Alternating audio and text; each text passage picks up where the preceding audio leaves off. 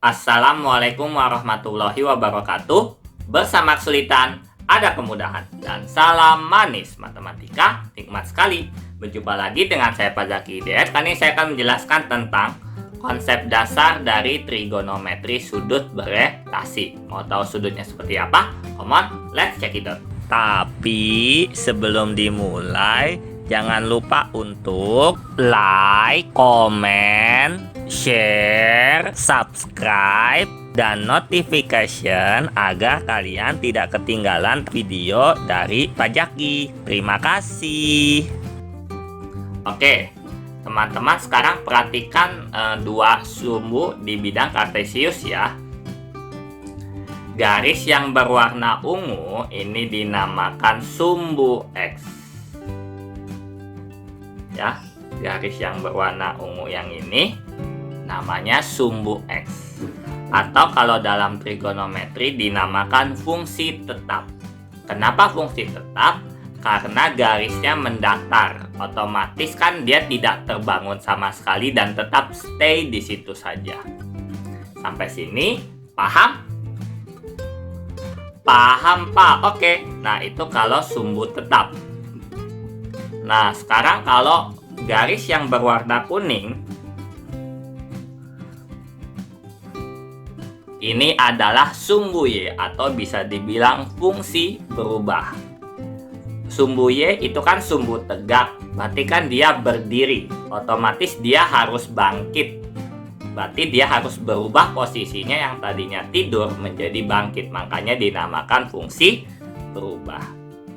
Sampai sini paham? Paham Pak? Oke, berarti kalian bisa membedakan mana fungsi tetap, mana fungsi berubah ya.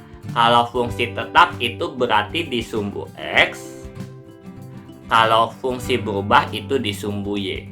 Dan perhatikan kedua warnanya ya. Boleh pakai beda warna. Nah, habis itu kita menjelaskan nah, di sini ada tulisan yang warna biru sama tulisan yang berwarna merah. Kita ke tulisan warna biru dulu. 0 derajat, 90 derajat plus, 180 derajat plus, dan 270 derajat plus. Dan perhatikan arahnya, itu searah jarum jam atau berlawanan arah jarum jam? Berlawanan arah jarum jam Pak? Ya betul, itu berlawanan arah jarum jam, berarti dia positif. Kenapa bisa positif? Karena biasanya kita menggambar sudut pasti di sebelah kanan ke atas, bukan sebelah kanan ke bawah. Ya kan? Makanya dibilang sudutnya positif. Sampai sini paham? Paham Pak? Oke, itu kalau garis yang berwarna biru, tulisan berwarna biru maksud Bapak itu sudutnya positif dan berlawanan arah jarum jam. Nah, kalau yang tulisan berwarna merah, ini, dan ini, itu apa?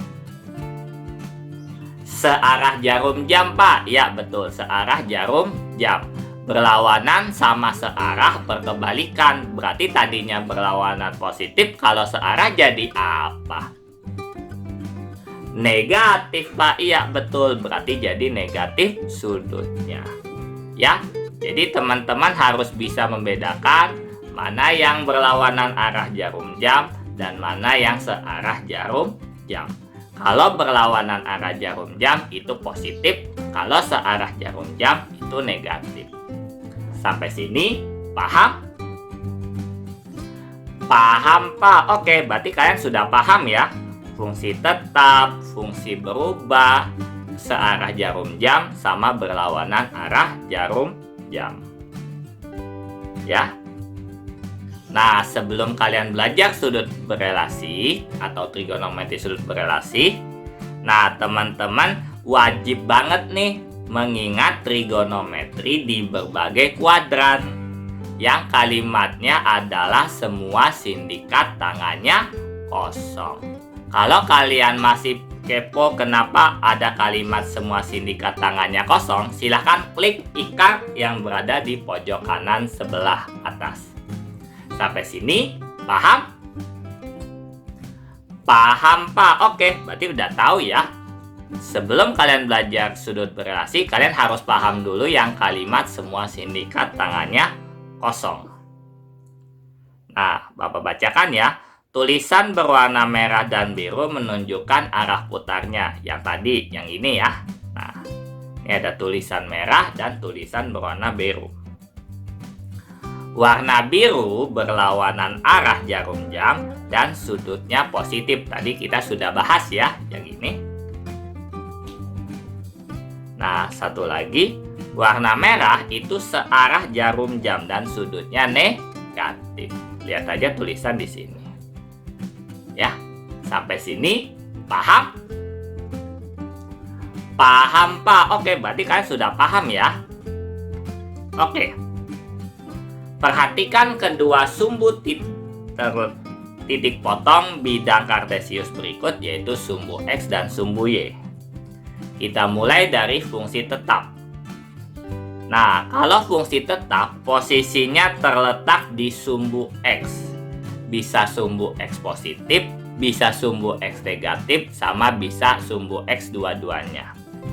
Ya, lihat ya gambarnya ya. Ini aslinya yang warna ungu itu adalah sumbu X.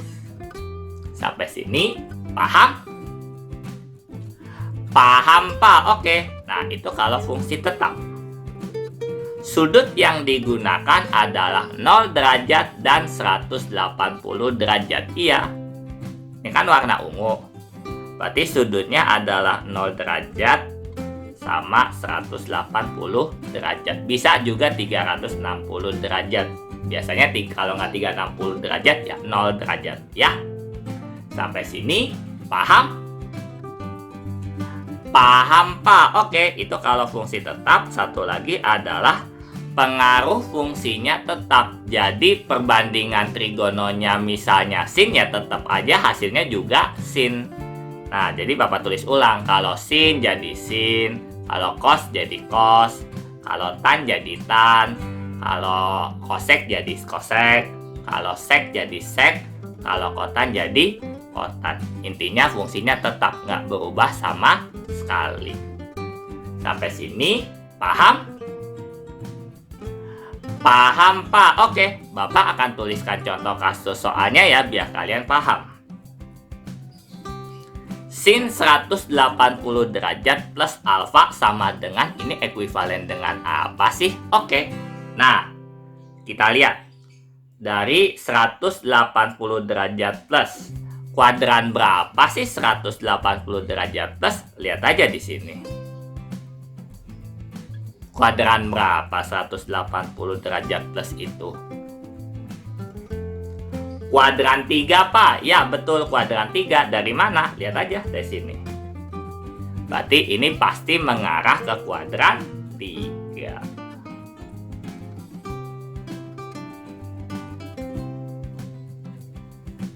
Sampai sini, paham? Paham, Pak? Oke. Nah, kalau kuadran 3, sinnya itu positif atau negatif?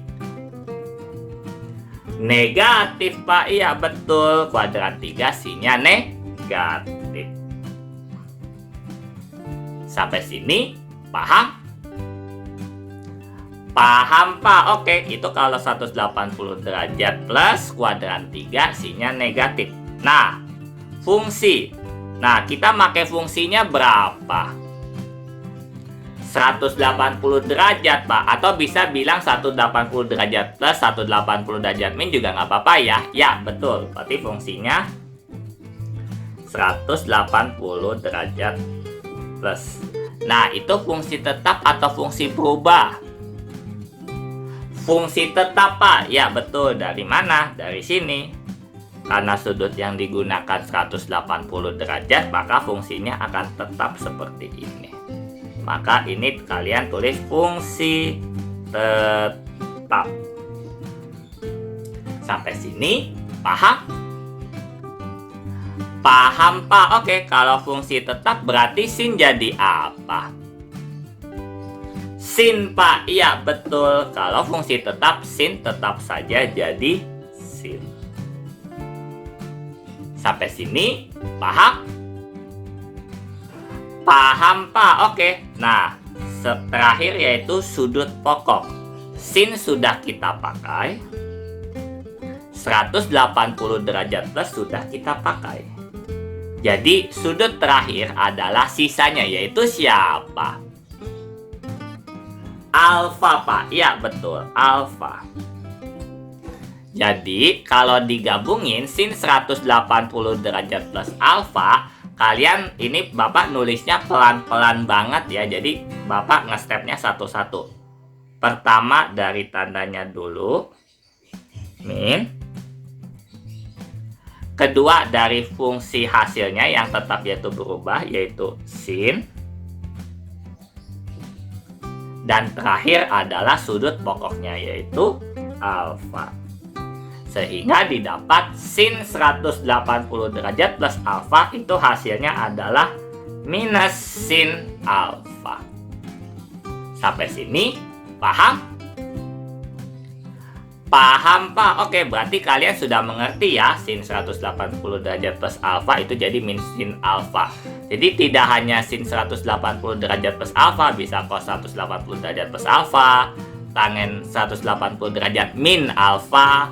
Pokoknya yang sudutnya 0, 180, atau 360 itu fungsinya tetap. Dan perhatikan kuadrannya. Sampai sini, paham? Paham, Pak? Oke, berarti kalian sudah paham ya.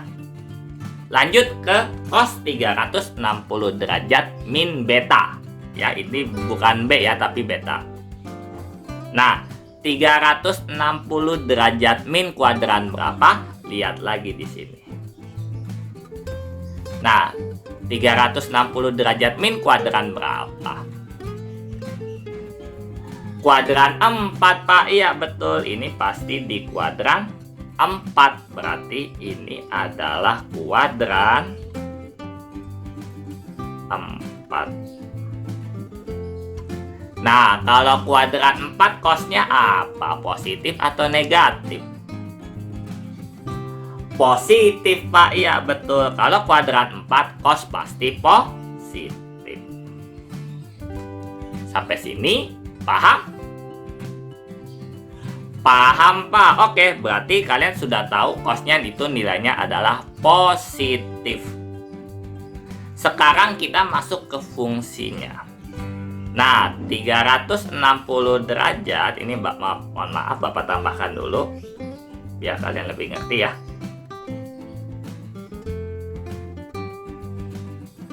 Nah, 360 derajat itu fungsi tetap atau fungsi berubah? Fungsi tetap, Pak. Iya, betul. Ini namanya fungsi tetap. Kalau fungsi tetap, cos berubah jadi apa? Cos, Pak. Ya, betul. Cos berubah jadi cos. Sampai sini, paham? Paham, Pak? Oke. Nah, sekarang sudut pokok ya. Cos sudah dipakai. 360 derajat min juga sudah dipakai. Berarti sudut pokoknya tinggal apa? Beta, Pak. Iya, betul. Sudut pokoknya jadi beta. Sehingga kalau diringkas, cos 360 derajat min beta adalah plus cos beta. Nah, selesai kan? Nah, jadi teman-teman harus hati-hati dalam trigonometri sudut berelasi. Sampai sini, paham? Paham, Pak? Oke, berarti sudah paham ya yang namanya fungsi tetap. Kalau fungsi tetap, berarti nanti sin jadi sin, cos jadi cos, tan jadi tan, dan seterusnya. Dan jangan lupa perhatikan kuadrannya ya, teman-teman ya. Oke. Nah, itu kalau fungsi tetap. Bagaimana kalau fungsinya berubah? Nah, fungsi berubah posisinya dia terletak di sumbu Y. Bisa Y positif, bisa Y negatif, bisa kedua-duanya. Sampai sini paham? Paham, Pak? Oke. Nah, sudut yang digunakan adalah 90 derajat dan 270 derajat. Dari mana? Dari sini. Nah, ini yang warna kuning ya. 90 derajat sama 270 derajat. Itu fungsi berubah yang terletak di sumbu Y. Sampai sini paham? Paham, Pak? Oke. Nah ya. Satu lagi. Nah, beda antara fungsi tetap. Kalau fungsi berubah nih, namanya aja berubah, berarti fungsinya akan berubah. Ini teman-teman tolong dipahami dan dihafalkan ya. Sin berubah jadi cos. Cos berubah jadi sin. Tan berubah jadi kotan. Kosek berubah jadi sekan. Sekan berubah jadi kosekan. Dan yang terakhir, kotan berubah jadi tan. Sampai sini paham? Paham, Pak? Oke, berarti fungsi berubah, dia posisinya di sumbu Y. Sudut yang dipakai itu 90 derajat sama 270 derajat. Dan satu lagi, pengaruh fungsinya berubah. Jadi sin jadi cos, cos jadi sin, sekan jadi kosek, kosek jadi sek, tan jadi kotan, kotan jadi tan. Makanya teman-teman harus hati-hati dalam materi itu. Sampai sini paham? Paham, Pak? Oke, ya, fungsi berubah. Sekarang contoh dari kasus soalnya ya. Oke, tangen 90 derajat plus alfa sama dengan apa sih? Oke. Nah, kita lihat 90 derajat plus alfa. Dia di kuadran berapa? Kuadran 2, Pak. Iya, betul. 90 derajat plus ada di kuadran 2. Kuadran 2. Sampai sini paham? Paham, Pak? Oke. Kalau kuadran 2 berarti tanya positif atau negatif? Negatif, Pak. Ya, betul. Kuadran 2 tan negatif. Karena kuadran 2 kalau yang positif itu adalah sin dan kosekan. Sampai sini paham? Paham, Pak? Oke. Nah, fungsinya apa kalau kita pakai 90 derajat? Fungsi berubah, Pak. Iya, betul. 90 derajat fungsi berubah. Dari mana? Dari sini. Nah, kita tulis ya. Ini namanya fungsi berubah. Karena 90 derajat plus. Nah, karena fungsi berubah berarti tan berubah jadi apa? Kotangen, Pak. Ya, betul. Kotangen atau biasa ditulis sebagai kotan. Sampai sini paham? Paham, Pak? Oke, berarti fungsi berubah, tangen berubah jadi kotangen. Sudut pokoknya apa? Tadi tan sudah dipakai. 90 derajat plus juga sudah dipakai. Berarti sisanya tinggal apa? Alfa, Pak. Iya, betul. Ini adalah alfa. Sehingga dapat disimpulkan tangen 90 derajat plus alfa itu adalah min kotangen alfa. Selesai kan? Iya, betul. Untuk fungsi berubah, kalian mesti harus memahami dan menghafal perubahan fungsinya. Sin jadi cos, cos jadi sin, tan jadi kotangen, kotangen jadi tangen, sekan jadi kosekan, dan kosekan jadi sekan. Sampai sini paham? Paham, Pak? Oke. Nah, itu tangen 90 derajat plus alfa sudah ketemu adalah min kotangen alfa. Bagaimana kalau sekan 270 derajat min beta? Oke. Ya, 270 derajat min. Dia di kuadran berapa sih? Kuadran 3, Pak. Iya, betul. Kuadran 3 dari mana? Dari sini. Berarti dia pasti kuadran 3.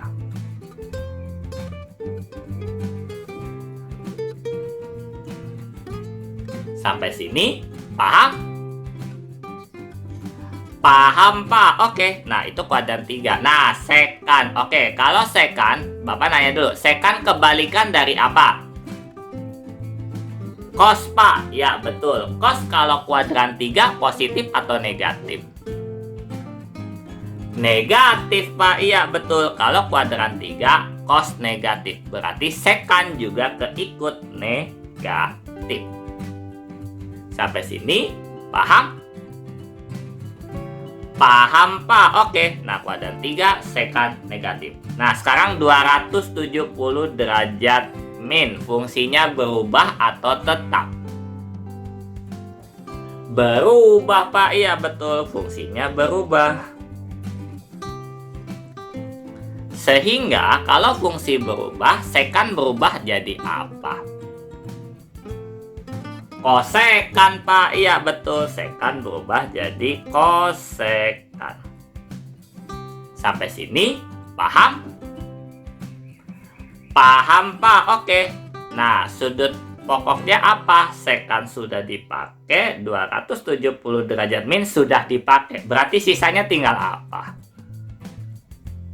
Beta, Pak. Ya, betul. Beta. Sehingga kalau digabung, sekan 270 derajat min beta adalah min kosekan beta. Selesai. Ya, kalian harus paham yang namanya trigonometri sudut berelasi, ya. Fungsi berubah, fungsi tetap, fungsi berubahnya apa aja, terus hafalin juga semua sindikat tangannya kosong. Sampai sini paham? Paham, Pak. Oke. Nah, berarti udah paham ya. Pak, bagaimana, Pak, kalau sudutnya itu lebih dari 360 derajat, apalagi sudutnya negatif, Pak? Oke. Nah, ada dua keterangan. Jika sudutnya lebih dari 360 derajat, berarti bisa 370, 380, 400, 700, dan sebagainya. Maka bagilah sudut tersebut dengan 360 derajat. Kemudian ambil sisanya. Hati-hati, ini sisanya, bukan hasil bagi, bukan pembagi, bukan yang dibagi. Sisanya berarti yang paling bawah, ya. Jadi kalau kalian mengerjakan pembagian, kalian bagi 360, ambil yang paling bawahnya, yaitu sisanya. Contoh kasusnya gimana? Nih. Misalkan sin 750 derajat. Ini 750 derajat sudah lebih dari 360 derajat. Nah, Bapak sengaja mengasihkan notes. Artinya nanti dicoret-coretan, ya. Nah, kita bagi 750 dengan 360 karena sudut 750 itu sendiri adalah lebih dari 360 derajat. Sampai sini paham? Paham, Pak. Oke, ya. 750 kita bagi dengan 360. 750 bagi 360 berapa? 2, Pak. Ya, betul. 2. Berarti 2 kali 360 derajat berapa? 720 derajat, Pak. Iya, betul. 720. Nah, habis ini kita kurangin deh. 750 kurang 720. 30, Pak. Ya, betul. 30. Nah, nanti yang diambil adalah 30 derajatnya. Jadi, sin 750 derajat setara dengan sin 30 derajat. Jadi, teman-teman nggak usah khawatir kalau sudutnya lebih dari 360 derajat. Bagi saja dengan 360 derajat, ambil yang paling bawah yaitu sisanya. Sampai sini paham? Paham, Pak? Oke. Oh, berarti kalau lebih dari 360 derajat kita harus bagi 360 ya. Terus ambil sisanya ya? Iya, betul. Ya. Pokoknya kalau lebih bagi 360, ambil sisanya. Ya. Itu kalau kasus sudut lebih dari 360 derajat. Nah, tadi ada yang nanya juga kalau sudutnya negatif gimana, Pak? Oke. Jika sudutnya negatif atau kurang dari 0 derajat, ya ini jelas banget ya sudut negatif. Berarti ada minusnya di trigononya, ya. Jadi yang harus kalian lakukan kalau sudutnya negatif adalah tambahkan sudut tersebut dengan 360 derajat sampai hasil sudutnya berada dari 0 sampai 360 derajat. Jadi kalian tambahin terus sampai di interval 0 derajat sampai 360 derajat. Jadi, wah ini min nih, berarti tambah 360 aja gitu. Ya, kalau min lagi gimana? Tambahin terus 360 sampai berada di interval situ. Contoh kasusnya ini. Cos minus 120 derajat. Udah ketahuan ya, itu minus. Udah minus 120 derajat lagi. Nah, karena dia minus, tambahkan 360 derajat. Berarti hasilnya adalah cos min 120 derajat tambah 360 derajat berapa? 240 derajat, Pak. Iya, betul. Cos 240 derajat. Apakah berada di interval 0 derajat sampai 360 derajat? Iya, Pak. Iya, betul. Ini dia sudah masuk sini, jadi cukup sampai di sini aja. Dan sudutnya sudah berada di situ. Sampai sini, paham? Paham, Pak? Oke, itu kalau cos min 120 derajat. Bagaimana dengan tangen minus 420 derajat? Nah, kalau sudutnya sudah minus, udah minusnya terlalu kelewatan. Sama, tambahin terus 360 derajat. Yuk kita hitung pelan-pelan sampai sudutnya berada di interval 0 derajat sampai 360 derajat. Tangen min 420 derajat plus 360 derajat. Berarti min 420 derajat tambah 360 derajat berapa? Min 60 derajat, Pak. Iya, betul. Min 60 derajat. Pak, sudutnya ternyata masih negatif juga. Ya sudah, tambahin lagi dengan 360 derajat. Oh, ya. Paham, Pak. Nah, jadi kalian kalau sudutnya negatif, tambahin terus aja 360 derajat sampai sudutnya berada di interval 0 derajat sampai 360 derajat. Ini karena masih min 60, tambahin lagi sama 360 derajat. Berarti min 60 derajat tambah 360 derajat berapa? 300 derajat, Pak. Ya, betul. Ini adalah 300 derajat. Apakah 300 derajat berada di interval 0 derajat sampai 360 derajat? Iya, Pak. Iya, betul. Ini pasti berada di interval situ. Berarti cukup sampai di sini saja. Sampai sini, paham? Paham, Pak? Oke. Nah, berarti teman-teman sudah banget paham yang namanya trigonometri sudut berelasi. Ini butuh teman-teman memahami dan menghafal dengan kuat, ya, agar kalian pas ke contoh soal tidak canggung atau tidak kaget. Ya, teman-teman harus banyak latihan soal ya. Dan ingatlah teman-teman, sebaik-baiknya manusia adalah manusia bermanfaat untuk orang lain.